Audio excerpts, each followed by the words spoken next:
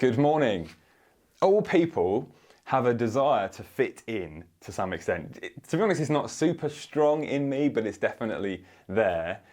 Ever since I've kind of grown up, really, I've been the tallest in my family and my immediate family that I grew up in, and really by quite some distance. But I had this kind of complex of being tall, but I had very tall friends. So I'm 6 foot, give or take, and they were all at least kind of 6'2" to 6'5"-ish.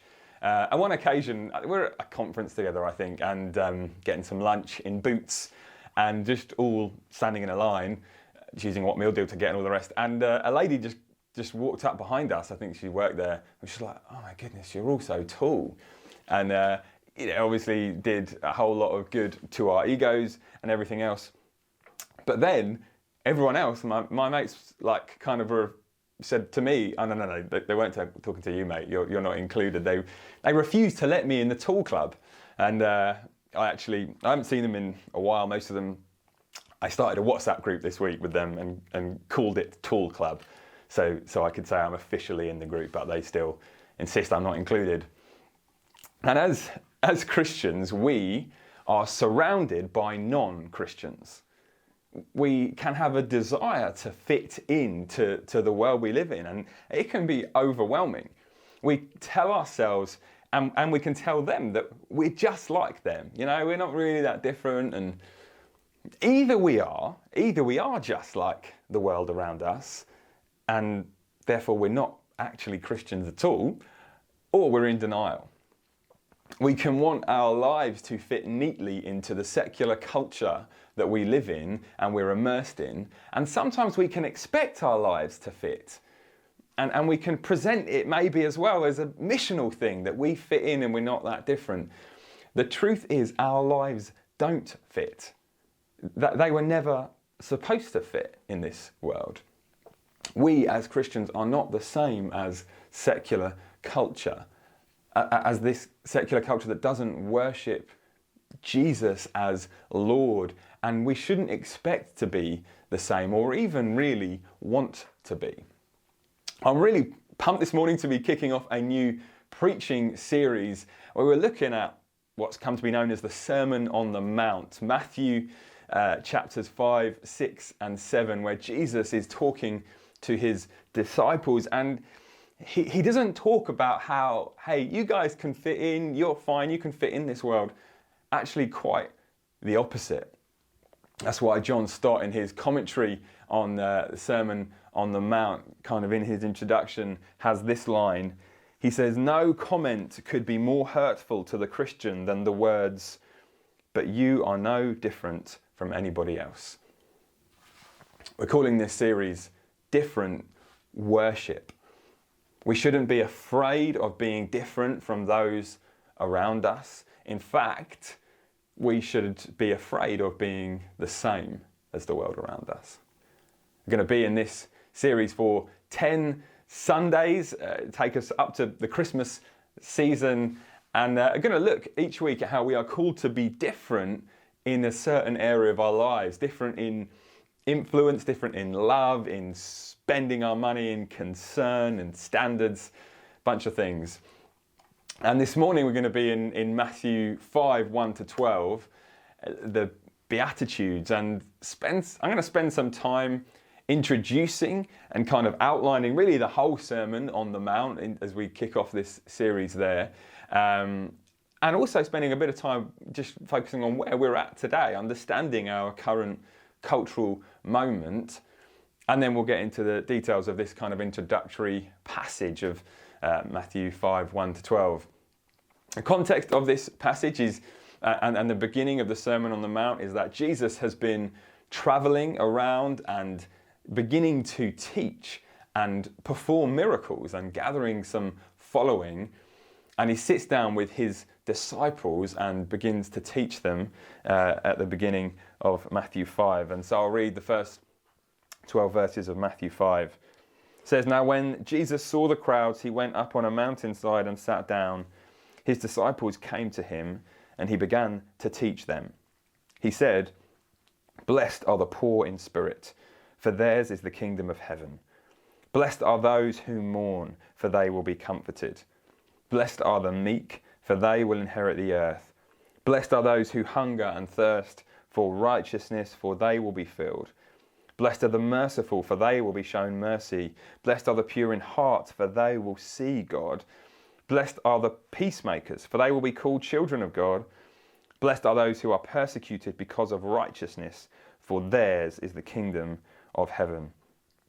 Blessed are you when people insult you, persecute you, and falsely say all kinds of evil against you because of me.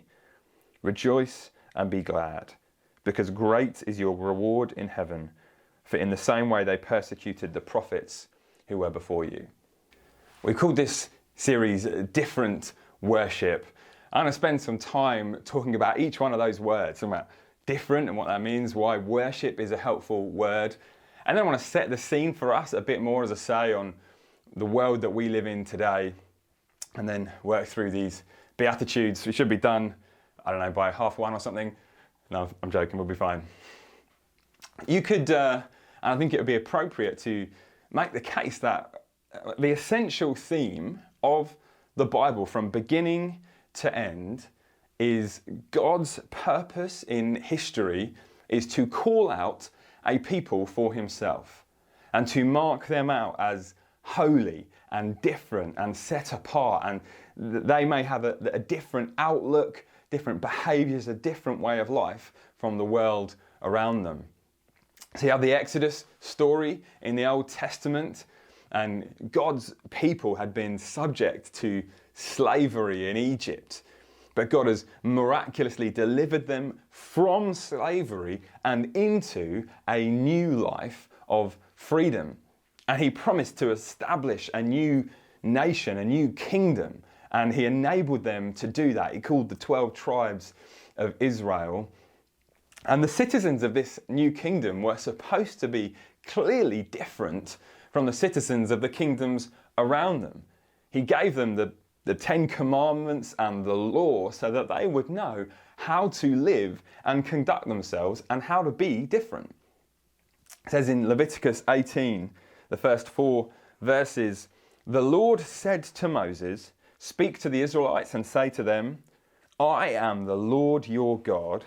You must not do as they do in Egypt, where you used to live, and you must not do as they do in the land of Canaan, where I am bringing you. Do not follow their practices. You must obey my laws and be careful to follow my decrees. I am the Lord your God." It begins this passage and ends with the statement that he is their God. And because of that, because they've been marked as God's people, they should live and worship differently. And then in the New Testament, Jesus has come again to bring deliverance from slavery, not to Egypt, but to sin, and into a new life of eternal freedom. And he also comes to establish a new covenant, a new nation, a new kingdom. And he calls his 12 disciples, he gives them the Sermon on the Mount.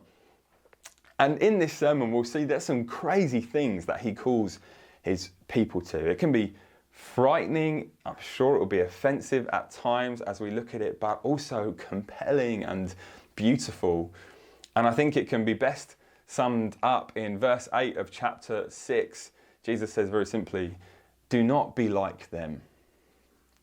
God is making a call to his people to be different from other people. Different is a helpful and appropriate word as we look through this Sermon on the Mount, and worship as well. It is about how we live our lives. To put it differently, how we worship.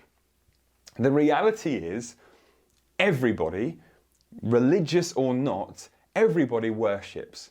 It's not that kind of we, the religious people, we worship and the people, the secular people of the world don't worship. And that was obvious when Jesus was speaking and when God gave the law, and there's a kind of a pantheon of gods, and clearly people were worshipping gods. It can be less obvious now that everybody worships, but it's no less true. Very famously, David Foster Wallace, himself not a believer, but a very great thinker said this a few years ago: here's something that's weird but true. In the day-to-day trenches of adult life, there's actually no such thing as atheism. There's no such thing as not worshipping. Everybody worships. The only choice we get is what to worship. And I would add that what we worship determines how we worship, or who we worship determines how we worship. And again, that passage from Leviticus, it starts and ends with God saying, I am the Lord your God. Because you worship me as God, therefore, this is how you worship. Today, people worship other things, right? They worship money and power and independence and self-expression and self-identity, the self and comfort. We as believers, as the church, we worship Jesus Christ. So that should determine how we worship or how we live. And we must look different to those around us who don't worship Christ. There is a call in the Bible, in the Sermon on the Mount, to lay down our lives and our preferences, to lay down the things that concern us, the things that we might be offended by, and say, I'm going to lay that down, I'm going to walk a different road that the world is walking around me. We, as Christians, should be counter-cultural and not conformists.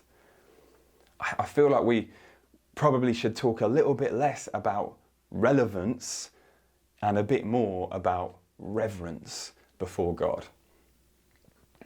It's different. We're talking about worship. And then one more thing to set the scene on this preaching series. I think it's helpful to know Jesus' context a bit more, that he's speaking into, and also to have an understanding a bit more about our own context that we are living in today. So Jesus, as he first ushered these words to his disciples, he was speaking to what you could call very much a pre-Christian era, or pre-Christianized era. Secularism of his day, paganism, was totally not Christianized. And so that means that everything Jesus says in the Sermon on the Mount in its day was utterly radical. There's no such thing globally, certainly in Jesus' day, there's no such thing as universal human rights in that secular pagan world. The weak and the vulnerable, they were kind of fair game to the strong and powerful. There was no idea that everyone should have equality of rights or anything else. Strong, free men could actually have sex with whoever they wanted. It was slavery. It was fair game. People could be owned, and there was no even question over whether that might have been morally acceptable or not. And virtues, and what we may see today as virtues and moral givens, were not popular at all. So humility was stupid. You got power, use it. That was the anthem of that day. There's no equality. Now, Old Testament law had some differences, but the kind of pagan culture of the day, there was none of this stuff. That's where Jesus was. Then over the course of centuries, as the gospel spread around the world and had increasing influences and influence across the world, and the West became kind of Christianized and began to be built on Christian virtues, and then ultimately that filtered to the whole world, and Christian virtues are now almost universal. And particularly there was an era where they really were in a Christianized era. I'm not saying, hey, let's all go back to the Middle Ages. There would have been an air of nominalism about it and religiousness. But what happened globally is that things like human rights gained traction. the weak and the vulnerable were given a voice, and people started to say it matters that there is equality and things. It all really came from the example of Christ. Christ, the ultimate example of the strong becoming weak and even dying for the weak. That set the culture to a strong extent in a way that up until the point Jesus did that, it would have been utterly absurd to think of someone giving up their wealth and their riches for the sake of the poor and lowly. And there would have been at least some submission to Christ certainly in the West, really across the board. And that was then, and now things have moved on a bit further. 2021, we live in what you could call a post-Christian world, or a post-Christianized world. We're left with the roots of this kind of Christian culture, but now it's not really based on anything. Mark Sayers is a Christian thinker, excellent cultural commentator. He summarizes it by saying that the world we live in now, people want the kingdom without the king. So they want equality and human rights, freedom for the oppressed, which is all good. It's no bad thing that the world wants that. But it sets these up as foundations, forgetting that these are kind of foundations, but underneath them is the foundation of Jesus himself. And they take out the ultimate foundation and they want the kingdom without the king. They want the kingdom on their own terms. We are living in a post-Christianized era. And because of that, as we go through the Sermon on the Mount over these coming weeks, some of it may seem kind of similar to our secular culture's view. It's read already, the call to be peacemakers. Culture loves that, to love one another, to give to the needy. These are all things that are all over the place in a post-Christian era, in a way that they would certainly not have been in Jesus' day. But when we dig a little deeper, as we'll see actually the extent to which the Christian is called to it remains radically different from the way the world looks at these things. I think it's helpful for us to have that in mind, to be aware of our context, the world that we're living in, as we together take up our call to different worship. So that's really kind of overview of where we're going with this series and of what Jesus says in the Sermon on the Mount. Let's dig into this passage. We're looking at these opening verses, how they call us to be different in character. Different in our character. The fact that Jesus even starts here talking about character immediately marks a difference from the way of the secular culture that we live in. The world we live in loves to talk about gifting, skill, ability. What can you do? What makes you stand out and look great? And people who look good and have amazing abilities. And that idea can get into the church as well, which is dangerous because Jesus is way more interested in our character than stuff we're good at. It's not irrelevant what we are good at, but Jesus says, no, it's way more, it's important, your character, and we should be the same in the church. And it's a huge deal because if we're just talking about what can you do, then people can rule themselves out immediately. Jesus is saying, no, I'm not so bothered about that. I'm interested in your heart and your character. So we'll go through each one of these Beatitudes one at a time. I will be brief, I promise. They all start with blessed are. It's important to note, I'm not saying this morning and through this series, I'm not saying, to be honest, I'm sorry, your life as a Christian is just going to be rubbish. It's just going to be joyless, but that's what we're called to. We are called to worship differently and be different. Now, it might be hard, it will be hard to live differently, but we will be and are blessed. And you could translate this word as happy, blessed or happy are the poor in spirit, and so on. The difficulty with that is, though, it makes it sound subjective. It's not kind of happy in a subjective way. No, it is an objective state of blessedness. And all of these all describe all Christians. So it's not kind of distinct individuals, blessed are the meek, those people over there. No, this is what all Christians are in Christ and what all Christians should aspire to. So, blessed are the poor in spirit, for theirs is the kingdom of heaven. Great place to start. The word poor, translated as poor, could be translated kind of reduced to beggary. Like a homeless person who holds out an empty cup there and is fully aware of their utter dependence on someone else to come and fill it for them. Spiritual beggars, Jesus says, they are the blessed ones. Now, the post-Christian culture says, you can do anything you put your mind to. Don't let anyone tell you otherwise. I believe in you and you should believe in yourself. Sounds great, but it is the opposite of the way of Jesus. Jesus says, blessed are those who know that they are spiritually hopeless and who don't believe in themselves, but are ready to accept help from a Saviour who is able. And how are they blessed? It says, for theirs is the kingdom of heaven. This is fundamental.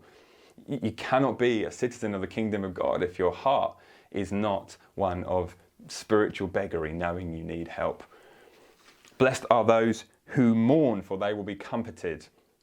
This is crazy. If you break this down, saying blessed can be translated as happy. Those who mourn, well, they're the sad. It's almost literally saying happy are the sad. And we're not good at this in a post-Christian West. We like the keep calm and carry on stuff. I don't think this, for what it's worth, is primarily talking about kind of mourning the loss of loved ones, although I'm sure that's included in some way. But I think ultimately it follows on from the previous beatitude, and it's a spiritual thing. What we're mourning is our spiritual depravity. We in churches like ours can make so much of grace, rightly so, but it can lead to us forgetting the weight of our sin. When a brother or a sister opens up to another brother or sister about a struggle with sin, something they're going through, I'm struggling with this. We shouldn't respond with judgment, but with blessing. Blessed are those who mourn, come and grieve over their sin. That is a countercultural thing, to give time to focusing on our shortcomings. And whether we feel comfort in that moment or not, Christ certainly will comfort us. Blessed are the meek, for they will inherit the earth. We can react to this meek and mild stuff. It's understandable. Jesus was and is the King of Kings. He's a mighty warrior on a white horse. But he was and is also gentle and lowly in heart. I remember being in a kind of life group context thing once and talking about this kind of stuff. And someone said, yeah, no, that's all good. I'm with that. But I'm not going to be a doormat Christian, though. I remember thinking, I can't remember if I said anything or not. I just remember thinking, I think that's what we're called to, though. I think we'll see that as we go through this series. And I mean, didn't Christ become a doormat? He was literally kicked at. Meekness is not a lack of courage. And what's the easier thing to do when someone slaps you on your cheek? Is it to slap them back or to turn the other cheek and allow them to slap you again? Is it easier to hate your enemies or to love them? I think meekness takes courage. Blessed are those who hunger and thirst for righteousness, for they will be filled. This is almost, I think, the positive side of those who mourn. Grieve sin, and we're desperate for righteousness. Are you hungry? Are you thirsty? Then eat of the word, the Bible. Come and drink of the Spirit. Do that and you will be filled. Blessed are the merciful, for they will be shown mercy. It can be fashionable today to be more merciful of sorts. Companies, like big corporations, have to justify everything they're doing as ethical right now and do loads of works for charity. You buy a box of Cocoa Pops and 1,000 trees will be planted. And it's no bad thing. But the nature of mercy is that it is for those who don't deserve it. We're not merciful because it's good for PR, but we're merciful because we have been shown mercy and we will be. Challenging words from Kent Hughes on this. He says, if we have no mercy for those who are physically and economically in distress, we are not Christians. Notice I did not say we become Christians by showing mercy to the unfortunate, but that we are not believers if we are unwilling to show mercy. Blessed are the pure in heart, for they will see God. It's important to understand this. This is a major theme in the Sermon on the Mount. You may think, oh, do you know what? I read this. This does not describe me. Do you say this is a Christian? I'm not like this. This is unattainable. I can never be like that. Two important things we need to understand on that. Firstly, it's about our hearts. High standards are set. We don't change from the outside in and do all of these amazing things and then our hearts are changed. No, our hearts are transformed. We change from the inside out. You know, the world doesn't really care about what you do behind closed doors. It's just about what you do in public that matters. Jesus has the total opposite emphasis because he cares about our hearts. Fillmore's helpful on this. He says, we can only break free from our sin in the same way that we are forgiven from sin, by the gracious work of God from the inside out. And secondly on it, we shouldn't read the Beatitudes or the Sermon on the Mount as this kind of unrealistic, idealistic suggestions that are just kind of way beyond our reach. Actually, they're a set of promises that Jesus will work out this kingdom obedience in our hearts. We will never be sinless in this life, but by the gracious work of God in our hearts, we will and can sin less. Blessed are the peacemakers, for they will be called children of God. Not being divisive or judgmental by saying that we fight to be different. I'm not saying that we're kind of standoffish. Actually, we're peaceable, we're winsome in that. It's not, I just don't take it that it is anti-mission to fight to be different. I think the contrast is true. If we're the same as everyone in the world, then what are we drawing people to? We must be like Jesus, not like the world. We'll see more on this next week as we look at different in influence. Blessed are those who are persecuted because of righteousness, for theirs is the kingdom of heaven. Being different and worshipping differently, it's not going to win us any popularity contests. This is important. It's a big deal. We need to understand this. This is not easy for us to deal with, and we do need to come to terms with it. The world isn't neutral anymore. Maybe once it was kind of the church was fine, just a bit irrelevant, but fine. Now the church is kind of seen as immoral. The world has strong views on sexuality, on the body, on family, on the individual rights, etc. At some point, as Christians, we will need to choose, if we haven't already, we will need to choose, do we submit to Christ and be different and hated by the world? Or do we reject Christ and be loved and fit in? And it's life or death. I'll close with this. There's a great new film that's come out on Netflix with really catchy music called Vivo. Worth it a watch if you haven't. My kids love it. They love the music. The biggest tune in it really is sung by this kind of alternative girl who is kind of the hero, and she refuses to conform to the social norms and to fit in. The song goes like this. I bounce to the beat of my own drum. I'm a wow in a world full of ho-hum. I'm a wild young lady, but you know some? I'd rather be at home with my own drum. There you go, got it. That's the song. It's a lovely sentiment, right? I bounce to my own beat. It's kind of halfway there. It's not conforming, but the irony is that is the beat that everyone is drumming to and bouncing to at the moment. It is not non-conformist to say, no, I bounce to my own beat, I won't submit to any authority, because everyone says that. In kind of contrast, I also was recently at an event and saw a band of kind of samba drummers. I got a little video. It's not the best video, but it'll give an idea of what it looked like. Here we go.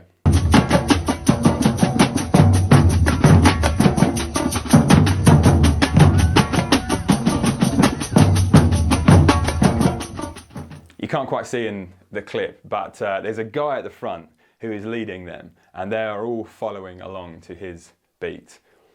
And in one sense, you look at it, it doesn't look glamorous at all. It's kind of an interesting bunch of people. But I tell you, when we saw it, it is beautiful. It was mesmerizing, really. These group of drummers are all submitting to someone else's drum beat. They're trusting that the more they fall in, the more they submit to the leader's drum and fall in line with him, the more beautiful the sound will be. Christians are Christ followers. We worship differently because the object of our worship is different, because the one we are following is very different.